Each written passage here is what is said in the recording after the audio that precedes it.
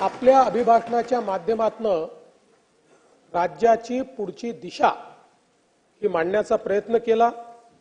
FDI असेल, रोजगार असेल, कौशल्य विकास असेल, शेती असेल, सिंचन असेल, सोयाबीनची विक्रमी खरेदी असेल, रस्ते सुधारणा, शक्तीपीठ महामार्ग, वीज, आवास योजना, शैक्षणिक उपक्रम, आरोग्य, क्रीडा, मराठीचा अभिजात दर्जा अशा सर्व समावेशक विषयांवर माननीय राज्यपालांनी त्या ठिकाणी आपल्याला मार्गदर्शन केलं आहे। आणि मला याही गोष्टीचा आनंद आहे की सभागृहातल्या जवळपास 17.36% एवढ्या सदस्यांनी या चर्चेमध्ये भाग घेतला।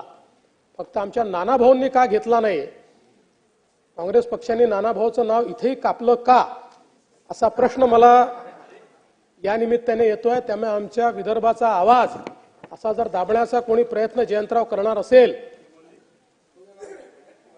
नाही असं नाही आहे, नानाभाऊ एक बुलंद आवाज आहे, असं कसं झालं? तुम्ही एकतर ते 3-4 दिवस रंगबिरंगी कपडे घालून येत होते, त्यामुळे मला वाटलं आता नानाभाऊ जरा दुसऱ्या माहोलमध्ये आले आहेत, पण आज पुन्हा ते आपला पांढरे कपडे या ठिकाणी घालून आले।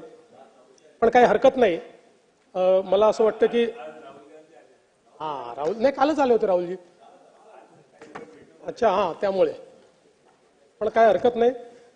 मला असं वाटतं की राज्यातल्या जनतेने एक खूप मोठं मॅन्डेट या सरकारला दिलं आणि महायुतीच्या पक्षांवर एक मोठा विश्वास या ठिकाणी राज्याच्या जनतेने दाखवला आणि त्या विश्वासाला अनुरूप कार्य हे आमच्या महायुतीच्या सरकारकडनं केलं पाहिजे।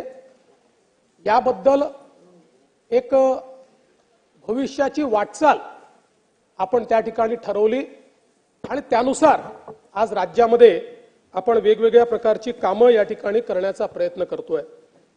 खरं म्हणजे हा जो जनादेश आहे, हा जसा दणदणीत जनादेश आहे, तसाच तो जनादेश खऱ्या अर्थानं छत्रपती शिवाजी महाराजांना स्मरून भारतरत्न डॉक्टर बाबासाहेब आंबेडकरांनी जो संविधानाचा मार्ग दाखवलेला आहे, त्या मार्गाने चालण्याचा हा जनादेश आहे, असं आम्ही या ठिकाणी समजतो। आणि म्हणूनच